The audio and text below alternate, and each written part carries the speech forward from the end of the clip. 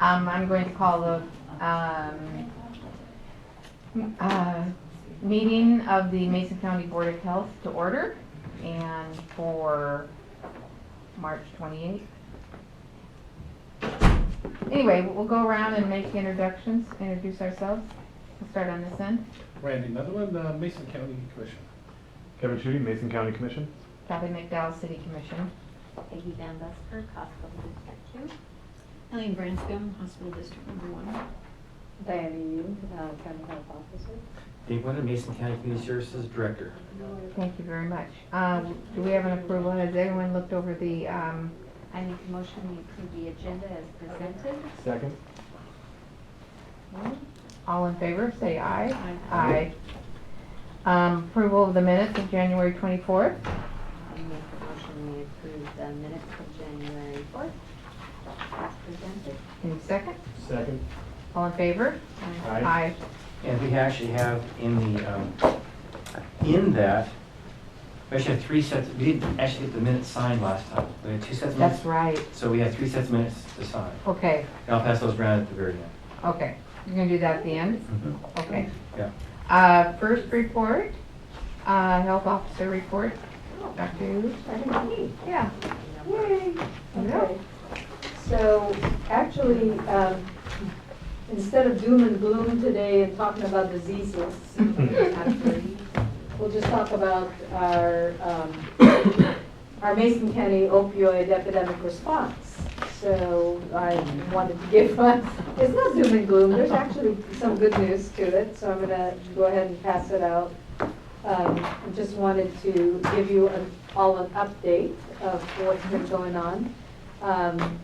In September, I think it was September 21st, we had a forum, our Mason County Opioid Forum, where we invited members of the public to come and meet with us, and we talked about the opioid response plan that the Washington State Department of Health had actually put together.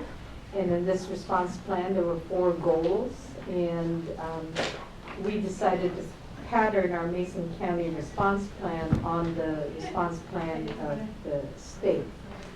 We divided up into 4 different groups based on the different goals of the response plan, and we kind of tackled each one separately. And then and since that meeting, we have been quietly, actually, in the community working on the different goals. So today I just wanted to give a brief update on what's been happening on all the goals that we've been working on. So goal number 1 is preventing substance use and abuse. This is actually a work group that we've had ongoing for quite a number of years. In the last 6 months, we've continued to do a lot of work on the prescription drug take-back program in that group. As a matter of fact, in 2016, we ended up with the help of our Sheriff's Department, collected over 1,200 pounds of prescription drugs that have then been properly disposed of. In comparison, in 2015, we took back 1,400 pounds. So we did expect a bigger amount the first year because everybody took the opportunity to get rid of it. But I was actually surprised that we had almost the same amount in 2016. But this is a program that's available, and folks can properly dispose of their unwanted drugs and take it out of the hands of folks that do not need to have access to it. We've also been distributing free lock boxes. These are look like little cashier boxes, and it's for folks to use at home to keep their things that might reach the hands of young people, children in particular, like tobacco, vaping products, prescription drugs, to lock it away so that it doesn't cause any harm, to prevent accidental poisonings, as well as what we call diversion. And then in partnership with Educational Support District 113, We've been working on providing evidence-based substance abuse prevention programs in a number of Shelton, in 3 of the Shelton School District schools. So this program's reached, I didn't put down the total numbers, but they've done a lot of programming in 2016. How young did they start this program? That I do not know. I have the list of the school districts, but not down to the school level, so I can get that information from them. The substance abuse prevention programs they're doing with Shelton schools. We're doing kindergarten and first grade right now, Oh, and it's called Good Behavior Games, is one of them that's going on. And it's actually behavioral kind of training that they have proven that it helps children through school and not get into trouble as they get older, so. And all of the Shelton schools have been, teachers have been trained. this is kind of along the same line as the DARE program. First of all, this is evidence-based, and DARE was never Okay. evidence-based, so you have to be careful of comparing things that are All and right. aren't. Okay, So this has had proven research done on it to be effective. And actually, we first trained, trying to think of, I'm just blanking off the top of my head, the first school that trained. I guess it was some of the, well, it was the Shelton schools, but a number of the other outlying districts weren't interested. And after the first group went through the training, teachers, and they were only doing it for about 5 weeks before school ended. And there was so much talk among the teachers that it was going so well that the next year that it came around, all of the schools contacted and said they wanted to be a part of it. So Very good. It's obviously being effective. I didn't mean to interrupt you. No, that's okay. That's okay. Good question. So goal number 2 is our access to treatment for chemical dependency. And we've been working long and hard with a lot of meetings on getting a Suboxone, it's also the generic name is buprenorphine,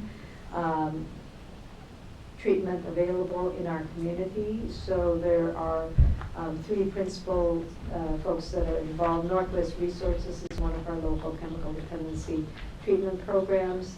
Dr. Doug Deitman from Shelton Family Medicine and Sarah Magnuson-Boyd, who's a local nurse practitioner, are working together on getting this treatment service available through Northwest Resources.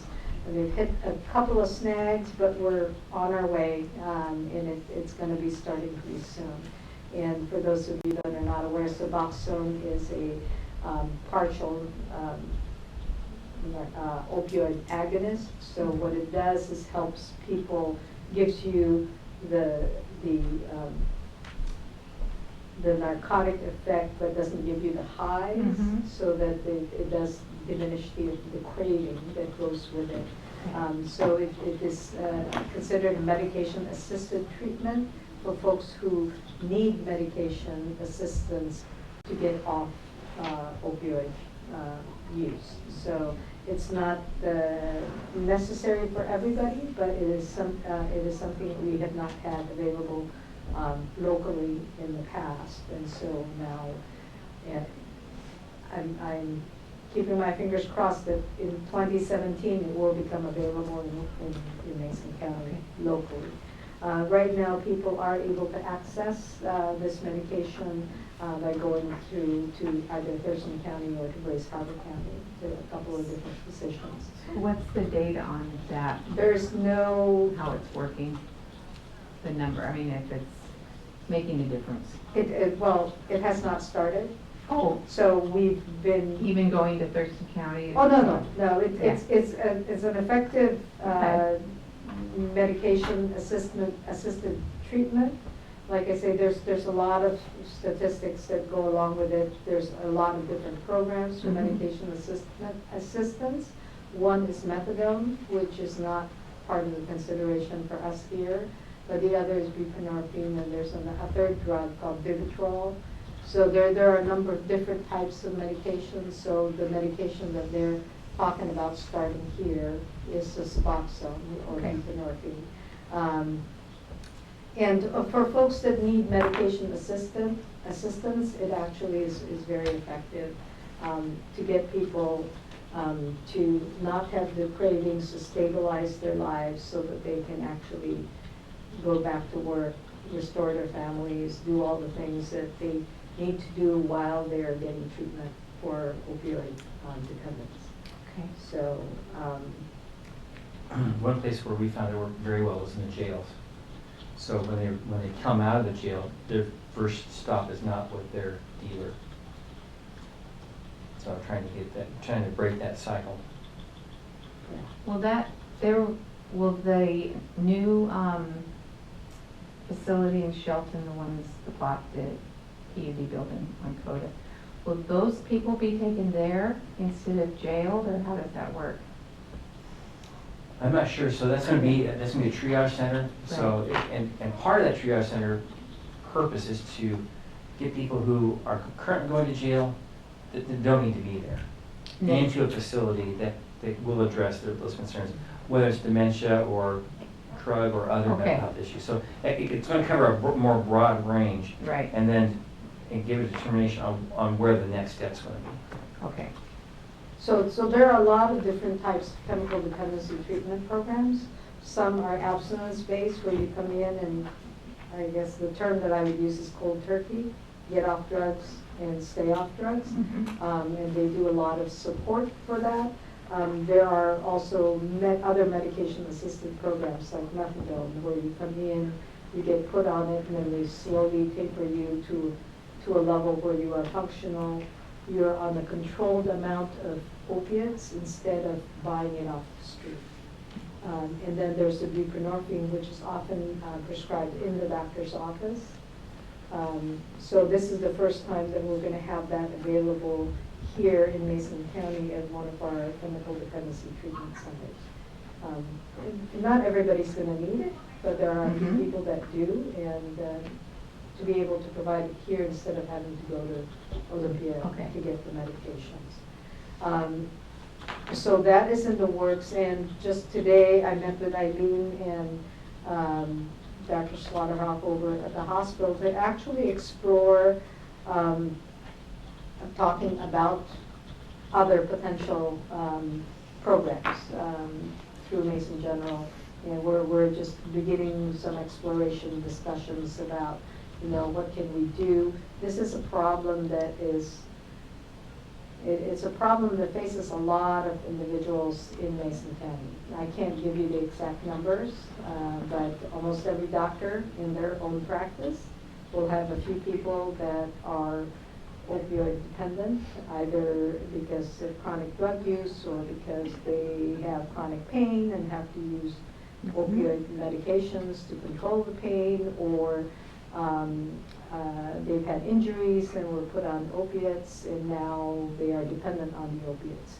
And so there's a lot of different ways to tackle this issue, and in this subgroup, what we're doing is actually working on a number of different avenues to try to make the options for our opioid dependence toolbox more robust, to make it more available locally rather than having to travel elsewhere just to get the treatment. Because transportation is a big issue for our residents. And there really is there's no registry. If you ask me how many people in Mason County are opioid dependent, I cannot give you that answer. We can kind of have an idea, but the absolute numbers, we won't know. So the absolute need, as I was talking to Dr. Slaughterhoff, he says, well, how many people are going to want this treatment? My answer is I don't know. We really won't know until we start offering it.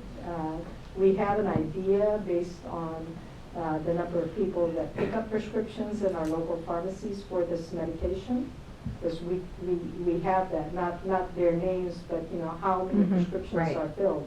And we have some idea, and some of those folks will transfer it, but then those are only people who have access to doctors right now and are picking up their prescriptions in Shelton. Right. So, I don't know if Peggy has anything to add to that.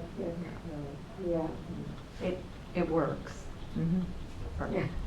opioid withdrawal. I mean, it can be that these people do get off the opioids, but never really get off the Suboxone. I've seen that too, but, yeah. That is correct.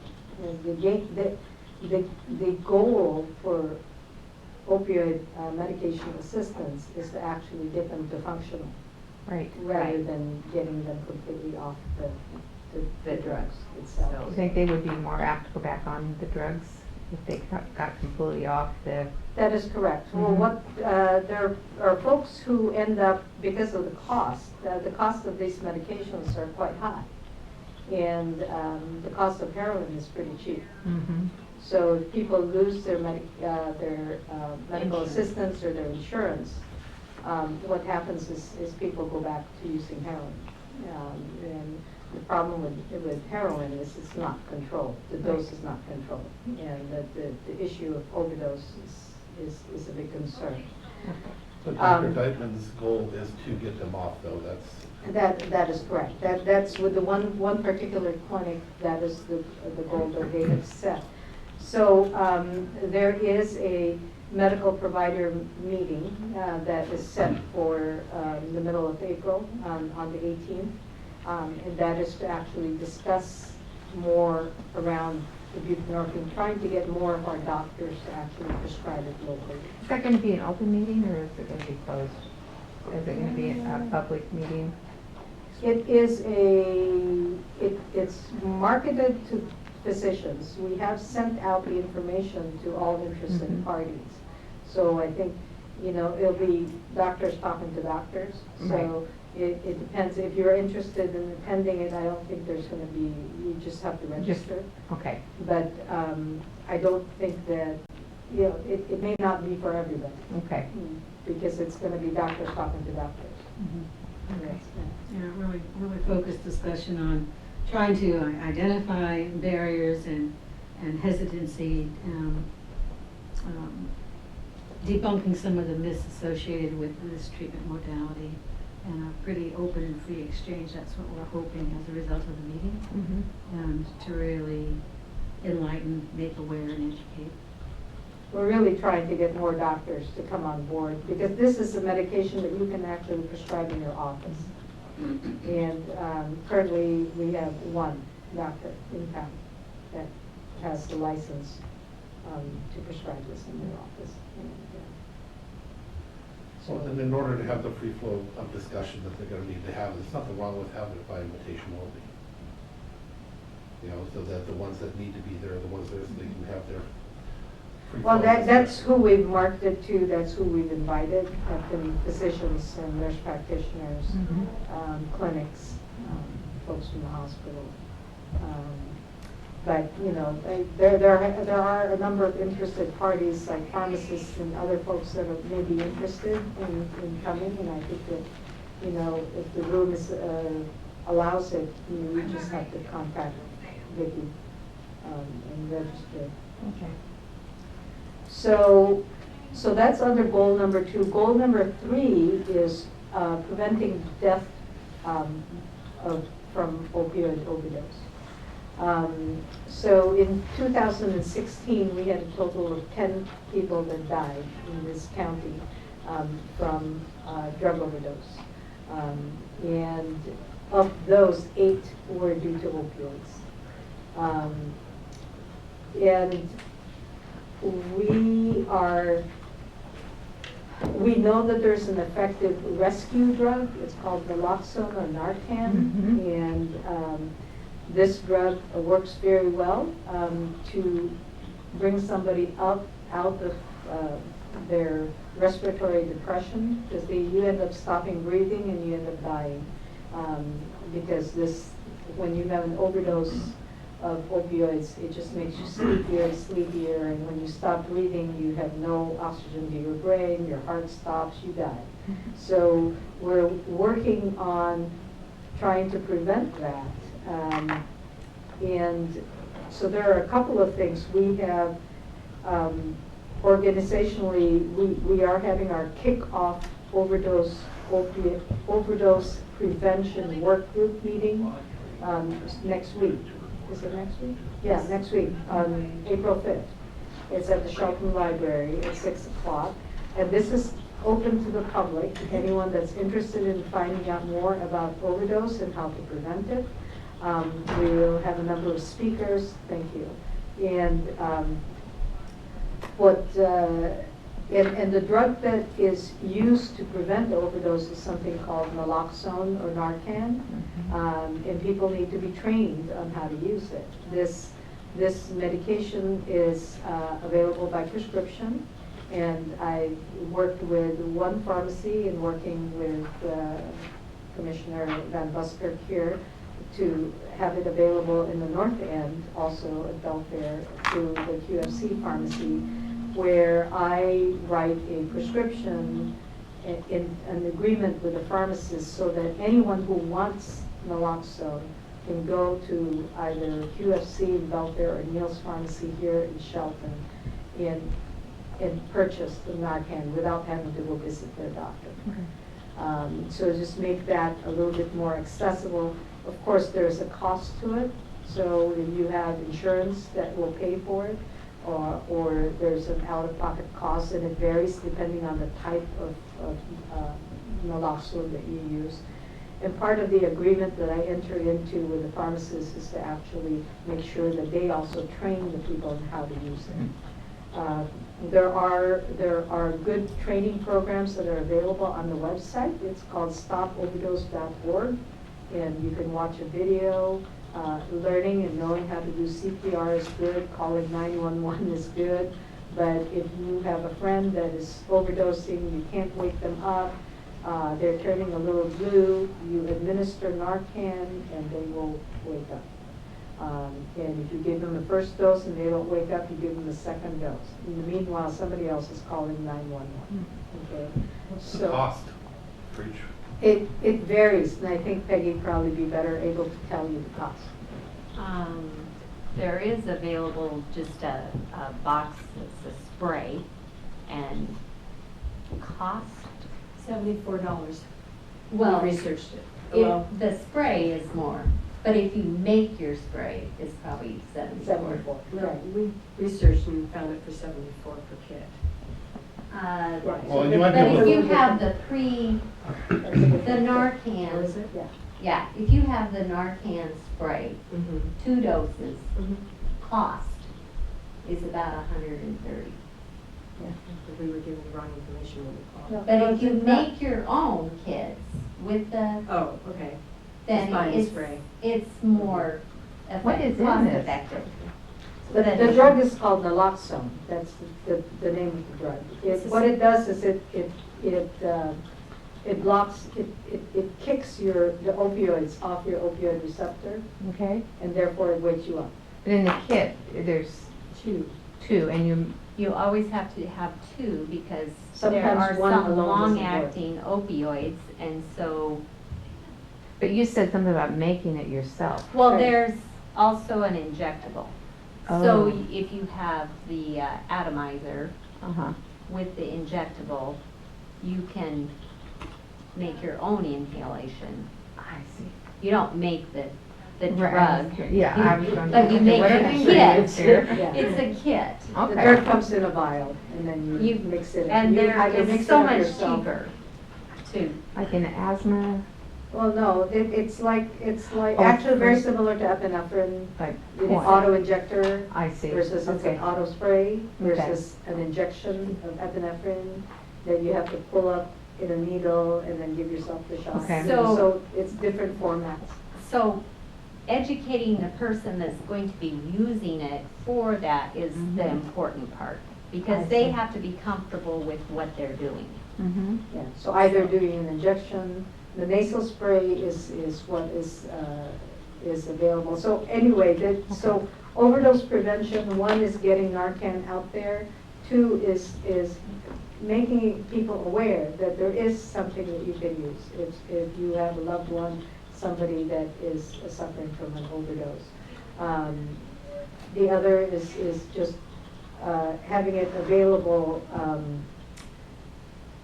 for our Shelton Police Department currently is using Narcan. Their police officers carry it, so that if they come across somebody that's having an overdose, they administer it before they call 911. They have been trained and they're using the nasal formulation.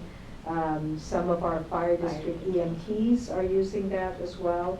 So the paramedics are the only ones that can give injections, but the nasal spray, the EMTs, some of them have been trained so that they can use that as well.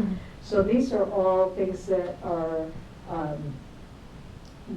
available out there, making people aware.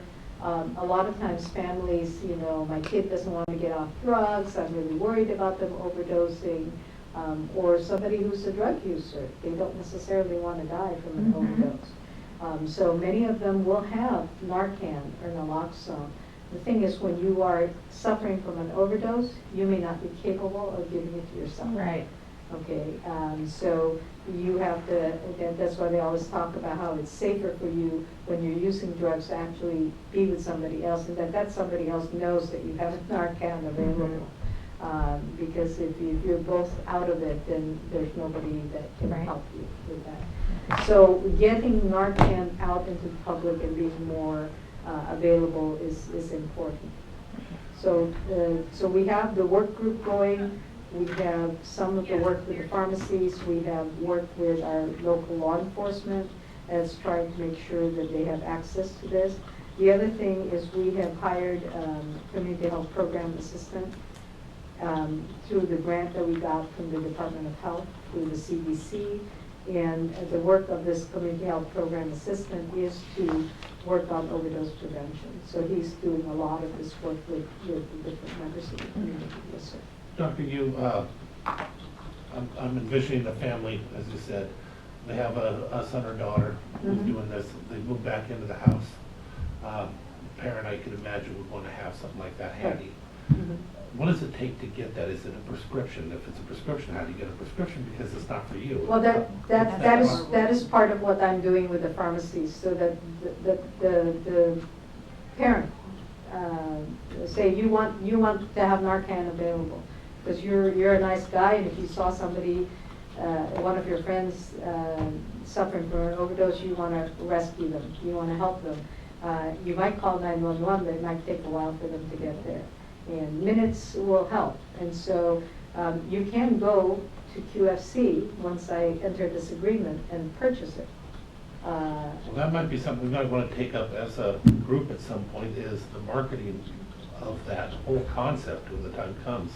I mean, a serious marketing of it, so that these families within our areas Yeah. would really So- know what to do, how to do it. And because in my community, as So this is part of the work of the work group that is meeting on April 5th.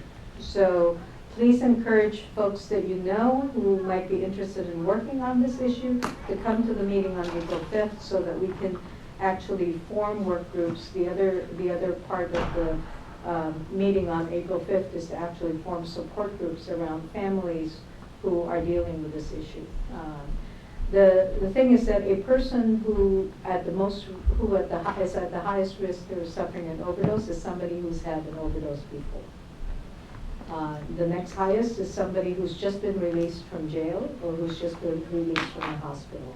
Somebody who's been released from rehab because they're no longer using and they start back using because and when they use, they end up there at the highest risk of an overdose. So there's a lot of work still to be done on this, and that's why we're forming the work group, because again, it's not going to be, I think you've given the policy direction. This is something we want to work on, is a response to the opioid epidemic, and this is one of the responses, is working on this goal of preventing overdose deaths. well, I think one of the things on the public, including myself, I'm learning more as I'm being in this room, but people don't think of it as something to have at your home for your family. They think of it as something that the EMTs deliver, or now the police department or what deliver. They don't think of it as something they can buy and take home for that son that's.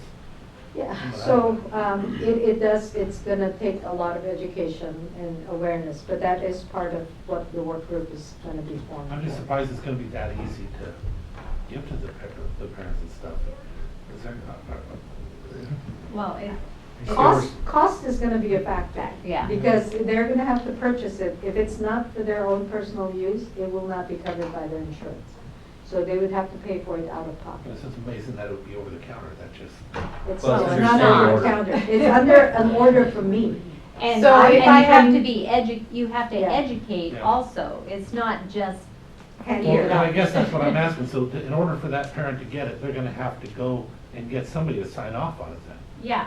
No. Well- The signing is done between me and the pharmacist. But they're gonna I'm have to be entering into an educated on it. agreement. So Yes. you'll only give it out if they take your education, That is correct. Yeah, because but you you still wouldn't have the just- ability to give it to them if you choose.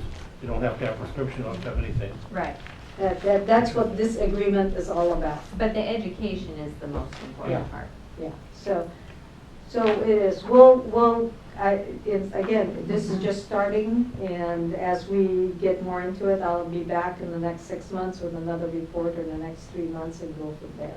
So the last piece of the goals for our opioid response is the use of data. And right now, there are 2 pieces that we're working on.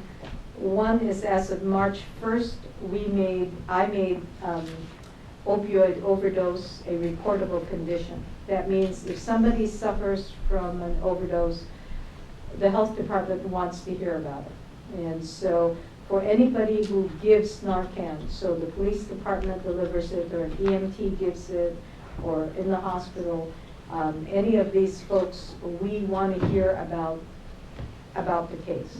And the reason is, a person who overdoses is more likely to overdose again. And our response is to make sure, from a public health aspect, that when the report comes in, we are in contact with the survivor to make sure that they have access to Narcan, and that they get the education, and then that they have access to resources. This may have been a life-changing experience, and they say, I don't want to use drugs anymore. Okay, well, if you're ready, here are some treatment resources that you can get into drug treatment, and here's how you can do it. So, so this is a public health approach to the opioid overdose. So since May 1st, we made it reportable. As of March 1st. Within 3 weeks, we have had 5 reports. So 5 people had. I think the police had gotten department has arrested. had 4. Some that was since July. Oh, So- okay. So just in the 3 weeks. Oh, okay. Just in the 3 weeks. Some of them were by the police, some of them were by the EMTs. How many were there? There were 5 in the last 3 weeks. So, so when you think of overdose deaths, 10 all of last year, we've had 5 in 3 weeks. It's like, oh my goodness. I guess we have more of an issue than we thought about. And this report is only coming from the people, fire, EMTs, and police, that currently have naloxone. Mhm. So as we make naloxone more available, we may actually get more reports. So we are collecting that information to try to help to make sure that we have enough naloxone available.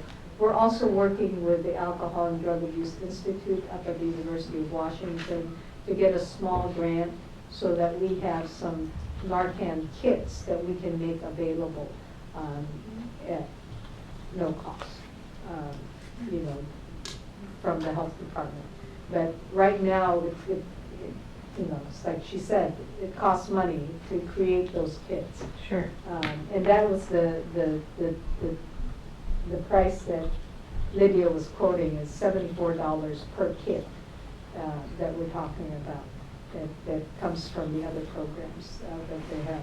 I think I asked you one time, the sheriff's department, The sheriff has indicated that they are wanting to come on board. Okay, all right. I believe they have not, their training. Very They good. will be coming on board. Very good. So the police department in Shelton started in July, Mhm. and since then, I think they've had 5 rescues. So it is working. The other thing, information that we're collecting is an inventory of naloxone availability within our community. Where can people get the Narcan? Because there may be some places that we're not aware right now. So we're looking at that. Because public distribution of Narcan, giving out free kits is an option, but it's very costly. And so unless we get a grant or Right. funds to do that, it's not something that we can freely do. So if someone comes into the pharmacy and they want to purchase it because they have a son or daughter or somebody, you're not going to turn them back, you're not going to turn them away if they don't have the financial resources to purchase it, are you? Well, I mean, I've entered the collaborative drug treatment agreement with the pharmacies. I think most family members would be willing to pay if they thought it meant life or death of their family member, honestly. One of the issues is that the drug also has a fairly short half-life, so, not half-life, but shelf life, 18 months to 2 years. So at that time, you would need to replace it. If But you have it. unlike a hospital, if they were going to QOC, that's a corporation, I don't think you have the ability No, just I'm to- not gonna just give it Yeah. away, You that's. can't. Right, well, I'm just thinking, if someone goes in and wants to purchase it and they say it's $150, oh, I just don't have that. They can choose to buy the injectable one, Okay. and, Which is less. and, it's a different, too, it's just a lot cheaper. Okay, Yeah, so there are options. it's good information. So this is it for my report. Thank you very much. And we'll be back in a couple of months and give you another update. Dave, administration and So, report. the dry stuff, let's talk about budgets. So,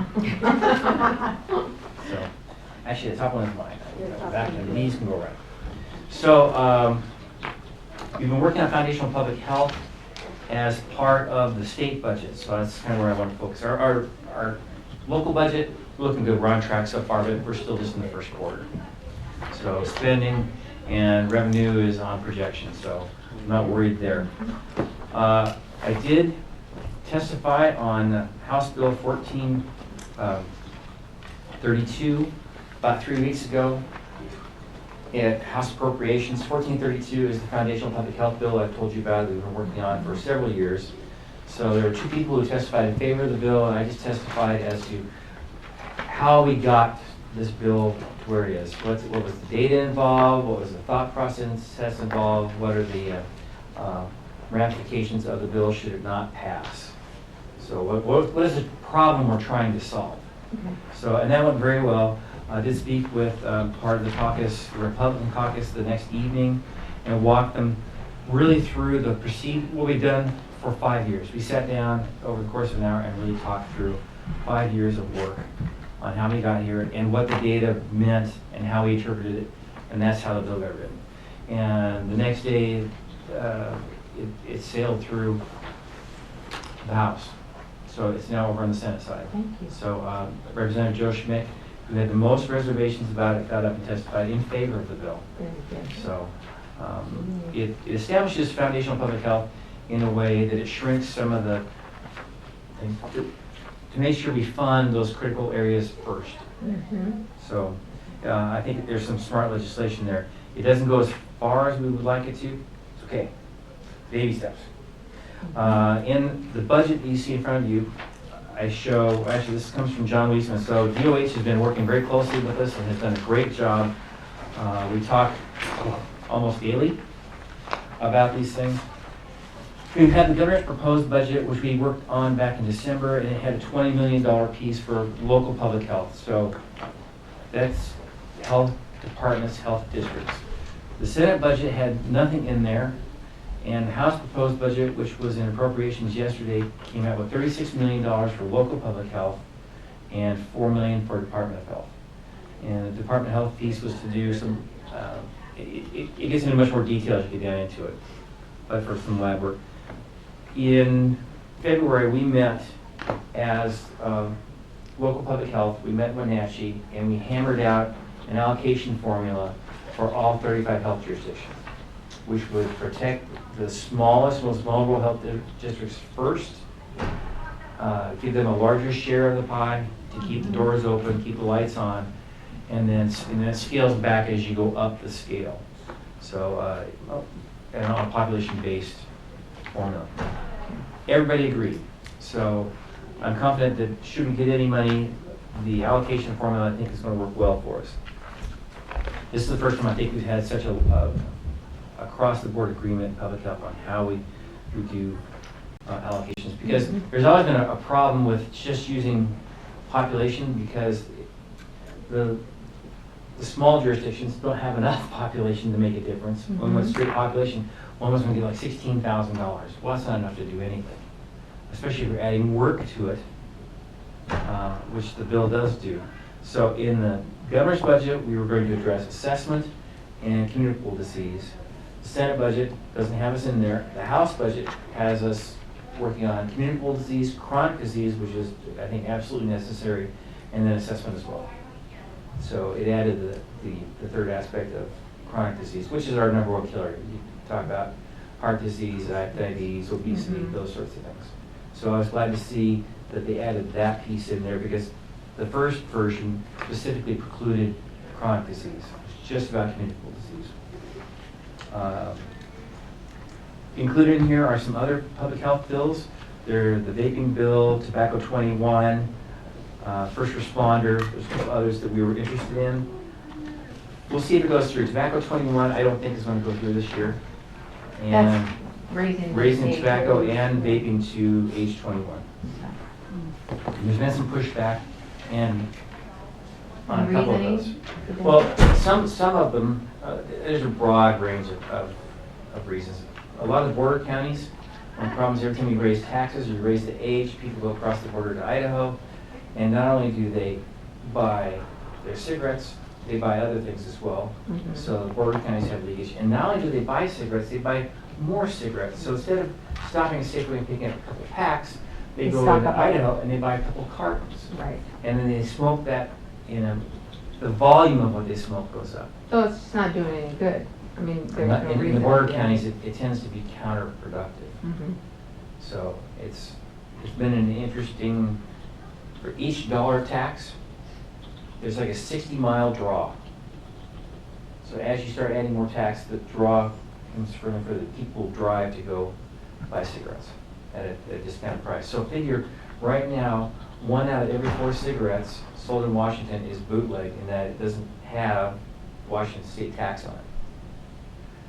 And tobacco 21 should pass also has a financial impact in that you lose that category of smokers. And Department of Revenue didn't like that because it was millions of dollars of money that won't be coming to the state. So that's when they proposed taxing vaping at 95% to help backfill some of that loss through the cigarettes. So it becomes a kind of a tangled web once you get into the cause and effect of raising ages, raising taxes. Well, that raising the age is really not gonna stop the 18-year-old from waiting until he's 21. And he's gonna get the guy in the corner, will you go in the store and buy me cigarettes? But I think the goal is to get the kid to 17, I think is the goal of it. So, and I have some issues, on a personal note. I went to overseas with kids that were 18 years old. I could take them to Iraq, but they couldn't smoke a cigarette. That's just me personally. So, I'm going to keep my presentation pretty short. You can see there's a lot of data in here. There's a lot of bills we're working on.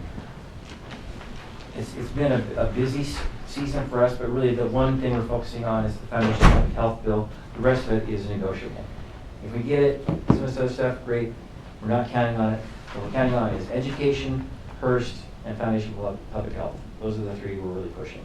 And the Hearst bill is just around exempt wells, water use, water adequacy, because if we don't have those pieces working for us, we don't have building, we don't have tax revenue. There's a lot of things that come in with not having a clearly defined water policy. And that's one of the problems, I think, with the Hearst decision is that Supreme Court didn't add language which clarified things. So we have 39 different approaches on how to deal with Hearst. So I'm hoping the legislature makes sure to get it done before they go home. And we can email you if we have a question. Absolutely, because I do legislative stuff Okay, all the time. all right. Okay, that's it for that. Thank you, Dave. Our next one will be environmental health report, Debbie Riley. Thank you, I'm gonna, You so may. I'm not standing behind somebody. From the desk up, Debbie is in your packet to see what we've done the last 2 months in the environmental health section. The big thing I have is some appointments and reappointments to our on-site advisory committee. Historically, these have been done by the Board of Health, but if the board would like me to take them on to the Board of County Commissioners next week, we can do that as well. We're starting some work. We kind of gone into hiatus for a while and weren't doing much. We were working as kind of a project committee. As we had stuff to do, we called people together, and they really seemed to like that. Now we're going into a period where we're going to be doing some more work. Told people that this is where we are, this is what we're doing, and the response has been just outstanding. We have Mr. Bill Russell, James Metcalf, Jim Henry, and Cindy Waite from the old group. They've been the core group. Cindy is staff to this committee. And on the new group, we have Julian Salmons, and he's from the Salmon Enhancement Group up in Belfair. Darren Ogg, who is a septic system pumper. Micah Helverson, who is an installer and a designer now. Thad Bumford, who does lots of operation maintenance stuff for the kind of sophisticated systems. He used to work exclusively for AAA, but he now has his own company and does this O&M work. Keith Fuller, who has been a realtor in the area for the last 38, 40 years. Wes Graves, who works for AAA, I believe. He's an active pumper. And Dale Taja, who is retiring on Friday from Thurston County as an environmental health specialist. He worked here in Mason County for a while, and he has been a designer over the years. So he works as a regulator in Thurston County and designs in Mason County. And he's going to be a really great addition to the committee. And then Kim Delaney, who is also a realtor. That's the group we've had so much trouble getting representation from over the years, and we had 2 of them step up and say, I want to participate. So we would like the approval of the Board of Health for this group to be our new on-site advisory committee. And if you feel you'd like to change things and let it go to the Board of County Commissioners as well, I can take that on to briefing on Tuesday for the next board meeting.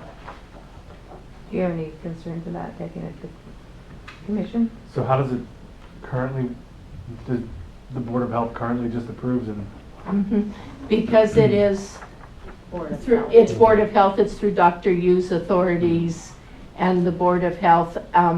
Everything in our regulations about this committee reports to the director and the Board of Health, not to the Board of County Commissioners.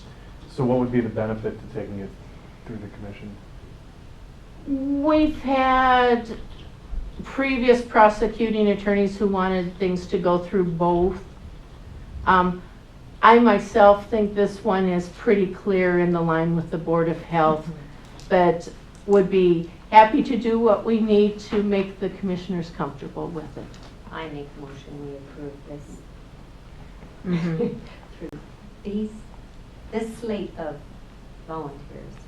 Thank you very much. Do we have a second? I'll second that. All in favor? Aye. Okay. Thank you. And then I have one thing that I didn't have on here.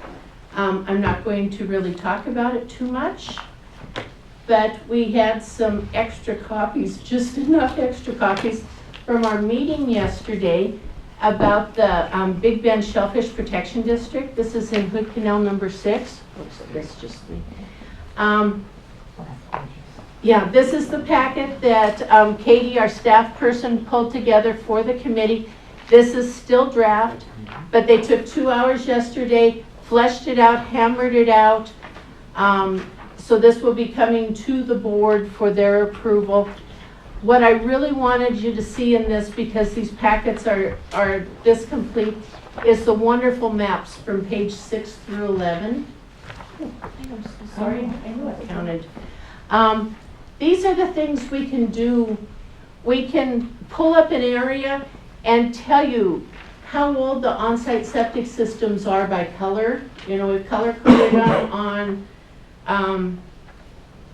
on page 10.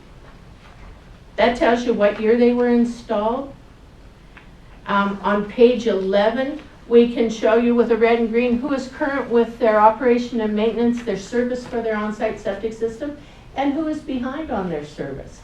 So these are new tools that we've worked on over the years, and I was just so excited about it. I wanted to share them with the board today. They're almost as nice as the city's mapping. But, you know, Almost. they're beautiful, they're gorgeous. So the work of the committee goes on. They will be here to speak to the, probably both boards, the Board of County Commissioners and the Board of Health eventually. But because we had these extra, I just wanted to share them today. Yes. So any questions, anything else anybody needs from me? We now will hear from Lydia. Lydia, Community Health Report. Okay, coming around, we're gonna, you have my report in your packet as well. But you probably already looked over. I'm coming over here because I have to monitor this from here. So we're gonna talk about the Healthy Youth Survey, which is the next one on your agenda. It came out in March, the middle of this month. So this is data that was collected from Mason County. Healthy Youth Survey is done all over the state.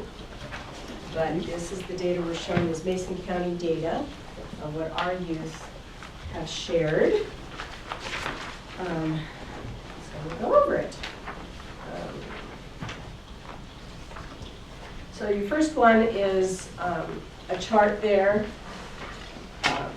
that is on the rise in substance use from 6th to 12th grades in the past 30 days. So when they were asked this, in 2016, so you know this is when the survey's done. This was the response. So 6th grade is your first line, kind of the first and second are kind of close. And then this particular one doesn't show the rates in comparison to the state, but we're a little bit higher than the state in most any, or just even with them, not substantially higher. So you can see the 2.6, the 8.4 in alcohol, then jumps up 22.2% and 32% alcohol in the 12th grade. In many of these, you'll notice the 10th graders tend to be unusually high in comparison to the 6th, even to the 12th, which is interesting, but we've had conversations about it. This is not just Mason County, this is everywhere. And there's some thoughts that it really might have a little bit more to do with what's a 10th grader age-wise is going through in their independence, how they want to talk about things, how they want to surprise people, and basically not tell the truth all the time about things. And they may want to just do some kind of a, well, let's put that I do this. So, because it's across the board, and so they're not really feeling that 10th graders are generally using much more. I was kind of, in looking at all of this data, I was kind of impressed that our 12th graders, we're not substantially, sometimes we're lower than the state, and our 12th graders, it's almost like they've reached this place of, okay, I'm making some decisions here. So I think it's kind of interesting. And again, this is a survey done with the kids. It's done in school. This one is the rise of e-cigarettes, so that's the vaping that we're talking about. Use among youth, 6th to 12th grades. Now e-cigarette, so your 6th graders, very low amount. This one does have the state data, is in the lighter pink color there to your right of the first bar, so the second bar. So we're a little higher than the state again. 8th grade, same. 10th grade, there's that jump in 10th graders again. We're definitely showing higher than the state average, and then 12th grade. So a little bit more vaping. Mason County, is known for tobacco use as one of the high counties in the state. That's nothing new, that's been going on for generations. But still a lot of work needs to be done. Overall, I think the good thing is that cigarette smoking is down overall among our adult population. So we are getting there after all of the bans of smoking inside places. And I don't know if any of you have traveled to states where there isn't a ban. I'm a Californian originally, which banned it a long time before anybody else did in restaurants and things. And then Washington banned it. And then I had to travel back east to the Midwest and was appalled when I was sitting in a restaurant and people were lighting up all around me. So I think we're making some progress here. This is the percent of 10th graders who ever use the following substances. So now we're looking at that 10th grade group. So marijuana has a 36% higher than the state again. Heroin, 5.6, a little bit higher than the state. Inhalants, 9.3, meth, 6.2, cocaine, 4.3, alcohol, way up there. Obviously, that's much more used than anything. Cigarettes, notice it's lower than marijuana. And I'm wondering, I actually didn't look back, but I'm wondering if that's changed since the legalization of marijuana, out of curiosity. And then steroid use, that a lot of times athletes use. So again, higher than the state across the board, but not substantially. This is the 12th graders using these substances. So there's marijuana, heroin, inhalants, meth, cocaine, alcohol is again the highest, and cigarettes, and all of them are a little higher than were the 10th graders. Percent of prescription drug use, non-prescribed in the past 30 days. So in other words, they're using opioids more or less that were never prescribed to them. They're finding it in the cabinet or something. Again, why we do our drug take-back program that's been working so well, is to try to clean up those cabinets. So it'd be nice to see if those numbers will drop like within a year. From what, the drug From now. take-back? Yes. We've from been the doing the drug take-back for a few years. It takes a while for Yeah. things to really shift. So I think this could change based on, just the work we're doing in opioids, I think, more than anything else. So you've got 8th graders, 5.9, 5.2, very close to the state. 10th graders, again, a little higher. And then the 12th graders were quite a bit lower than the state on that one. I thought was good. During the past year, did you seriously, this was the question asked of the students, did you seriously consider attempting suicide? So this is suicide data, or thinking about it, pre-data. 8th grade, 21%, 10th grade, 28, almost 30%, 12th grade, 23%. Again, there's that spike in those 10th graders. That's just amazing, 1 in 4 or 5 kids. Mm-hmm. If you think about that, it's like, I see 5 kids in a group, one of them is thinking about committing suicide. It's like, wow. That was kind of shocking. And then this is the 6th through 12th graders reporting being bullied in the past 30 days, which is, of course, being monitored a lot more in schools. There you can see the 6th graders are actually the highest. Drops a little bit in 8th grade, almost even with the state there. 10th grade are spiky again, but almost the same as 8th grade, and then much lower in 12th grade.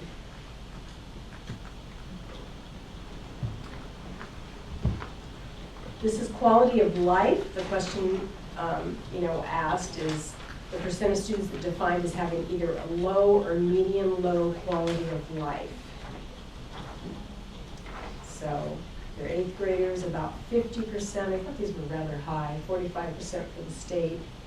10th graders 54, 12th graders 50%, lower than state. Makes you wonder, you know, with the mental health things that we need to be doing more in school, and if this work we're starting in school is going to work on some of this. What do they deem quality of life?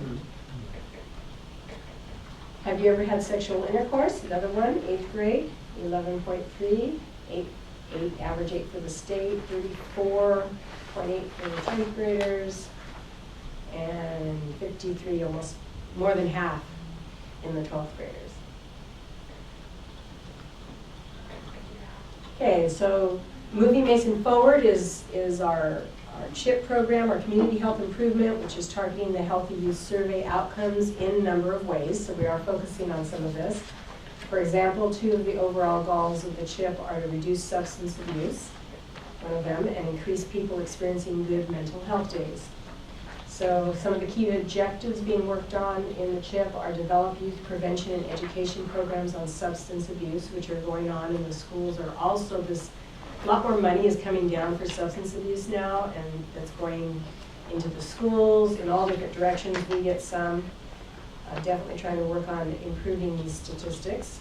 Increase access to effective mental health, illness, and substance abuse treatment. And Dr. Yu shared with you on a number of things going on, which we're very excited in Mason County with regards to that. And coordinating effective mental health and substance abuse treatment services, which are also have really picked up in the last year. So we're excited about that. Some current initiatives impacting those objectives are, there's a Project Aware in the school where they're doing some mental health work. The Nurse Family Partnership is one that the public health does and works on all of these areas. The Good Behavior Games I mentioned earlier, that's going on with the kindergarten first graders. Youth mental health first aid is going on in the schools. They've put counselors in the schools that are very focused on mental health and mental wellness for the children, which has never been in the schools that I'm aware of before. And then we have an early learning coalition that's starting, with very preschool age children, working in the community to increase awareness and support for families in these areas. So it's kind of what we've been working on, and those are the results of the Healthy Youth Survey. Usually within the month of March, the state releases another report that's a standard annual report that they do, so that you can see this data compared to all kinds of different ways. But for some reason, they didn't get it out this year in March. We were hoping it would be at the same time as this so we could share it. But we will share it as soon as it comes out, and we'll get it posted on the website. So, okay. Thank you. And if you want the full Healthy Youth Survey data, let me know. And we can email you. It's very long, but it's very interesting to look at the different ones. So. Hold on, I lost my agenda. It's here in the pile somewhere. Okay, thank you. Next we'll hear from County Health on County Health rankings from Dave. Okay, so today is an exciting day. In 7 hours and 48 minutes, the county health rankings for 2017 come out, but they're embargoed until then. So I couldn't publish them today. Really wanted to, but we just can't go that. So what I have in your packet is the 2016. So you'll have something to look at when I send you out the link for the 2017. And I'm going to give you some takeaways when you look at 2017. First of all, this is a snapshot. This is not a good indicator of trends. So if we go up or down the rankings, doesn't necessarily mean we changed anything. It means that somebody did either better or worse. So somebody else may have slipped and pushed us up, which makes us look great. Or, You might have really improved, but everybody else did too. and everybody else did too. And many of the counties are only like tenths of a percentage point apart. So they're very close together.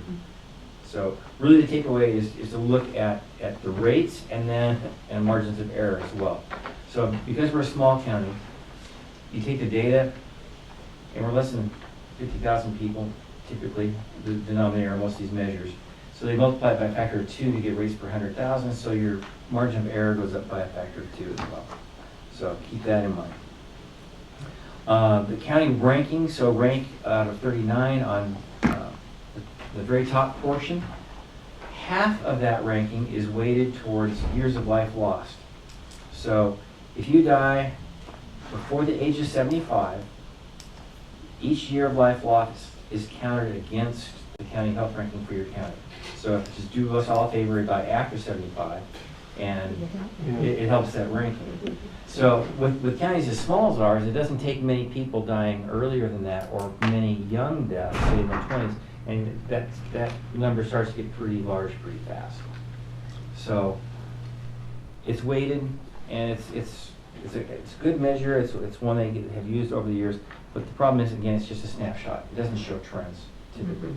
And as we go through, Dr. Yu and I go through the death certificates, really most of our residents die, in their later years, and it's mostly from chronic disease, so diabetes, heart disease, stroke, those sorts of things.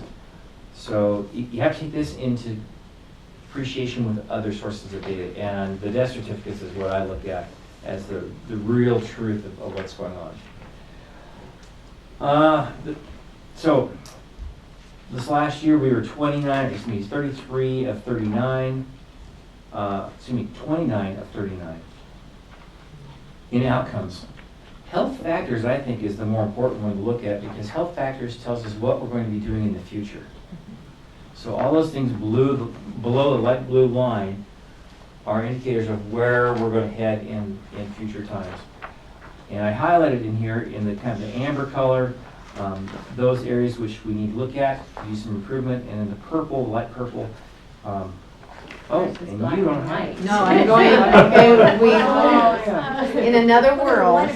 So the lighter color are those areas that need improvement. The darker are those areas which we are improving. So everything else is fairly stable. So as you go through these, the health behaviors are good indications of what's going on, but what I really think of is on the back page, when you look at the social and economic factors, that's where our biggest improvements come from. We have more children in poverty. All those indices are very high for Mason County. Some in a negative way, some college is very low, and a lot of that has to do with our, I would say, because we have people who go off for college and they don't come back. So that has an economic effect on the community as well. So are there jobs available for people who are college educated to come back to? Those are the things we look at, because we know that people who have more education have better health outcomes. People who have more education have lower costs long term, value their health more. So those are things we'd like to get those people back into the community, and it has a collective effect. So I look at communities like Sandpoint, Idaho, that made a very big deal out of creating some jobs and opportunities, and we have the socioeconomic factors increase. We've got very, very positive community turned into a walking, running, biking community, and their health factors went up. You can take now, under the new county health rankings, you can compare us to any other county in the United States, not just inside of Washington. So it's really interesting to take this, and you can click on Mason County, and you can click on Pend County in Idaho, or you can click on someplace in Mississippi if you want.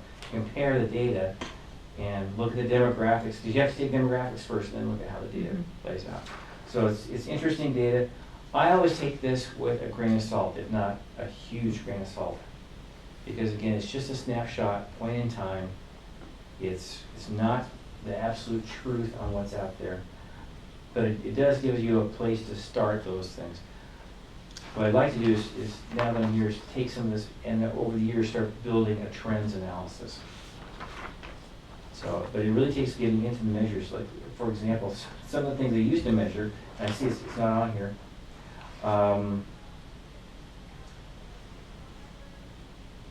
Physical activity. The way they used to define physical activity is, do you have access to a gymnasium? Well, you go to someplace like Ferry County, no. But people hunt, fish, hike, bike, do all kinds of things. But if they don't have an access to a gym. but they don't have access to a gym, so they look very bad on their county health rankings. So the question is, what do they measure? And that, you have to dig a little bit to get to that. So I will send everyone out a link tomorrow morning. Okay. We'll have the Good. 2017 data hot off the presses. It's kind of one of the cool things that comes out every year. I always enjoy seeing them come out, but I don't put too much stock in where we are in the rankings. Although last year, because I was in Northeast Tri, Ferry County was always last for years. And Okanagan came in last. So I sent Lori Jones with Okanagan Public Health a little thank you note for being last in county health Yeah. and taking my place. So it's good to know information, especially for a Board of Health. Can't keep these things in the back of your mind. These are the things we need to address, and especially I think the foundational public health work that we're doing really addresses the socioeconomic pieces of this that we can actually influence. So data like this helps us focus where we're going next. Very So, good. Okay, Thank you. We now have a public health, we're gonna have a proclamation ready proclamation. for Public Health Week. For Public Health So- Week. So it's in your packets. Uh-huh. Public Health Week is April 3rd through 9th. Healthiest Nation 2030. I remember when it was Healthy Nation 2010, and then 2020, 2030. So basically, it gives the whereases. Now therefore, Mason County Board of Health does proclaim the week of April 3 to 9, 2017 is National Public Health Week. Mason County call upon the people of Mason County to observe this week by helping our families, friends, neighbors, coworkers, leaders better understand the value of public health and adopt preventive lifestyle habits in light of this year's theme, Healthiest Nation 2030. And we have radio spots coming out, we have things on the bus, we've got all kinds of things going on. And we have a basket of party favors. So we'll need to, as a board, take a vote on this, and then you get party favors. I make a motion, we approve the proclamation of 2017 National Public Health Week and Mason County Public Health Month. Is there I'll second. my brain's dead right It's all now. right, I'm there for you. All in favor? Aye. Okay, and the last thing is, I have the minutes to pass around for signature, and there's the proclamation there as well. And that is all I have. Okay. For the good of the board, is there any other business or board discussion? I did want to let you know that Wes Stockwell did decline our invitation to join the board. He's the coroner. You sent me to ask him and put up an offer for him to join. He doesn't see the need for it at this time, and so he respectfully declined. But he did say that he's going to be helping out with the opioid Yeah. process, so And he if wants we to need stay involved, he'll yeah. show. He's We have just- another one? You got another one on the list? I mean, don't say any who it is, just if you have another one. No, and Since now, he and declined. now that I have a planning manager, I'll be working real hard at getting the board filled out here. Was I supposed to talk to two? No, I just said you Oh, have another okay. one. I was gonna say, no. Yeah. I was gonna say, Yeah. I thought I was only supposed to talk to one. No, I just How did wondered I if you had miss that? another one. Well, that's what we Maybe. had talked about, that we thought we wanted to reach out to. Is there somebody else we should reach out to? Does the board have anybody else they think we should discuss it with? Not right at this moment. You were, not you specifically, but somebody was going to Commissioner approach Jeffries. the fire Yeah, we're commissioners. doing. And we're working on that, Okay, so, all right. and then the schools. Yes. Yeah, The a schools representative from never North and South. responded, did they? No, and I got the letter to rewrite with the new chair put on there, so. So do we have any public comments? I make a motion to adjourn the meeting. I second that. All in favor? Aye. Aye. Okay.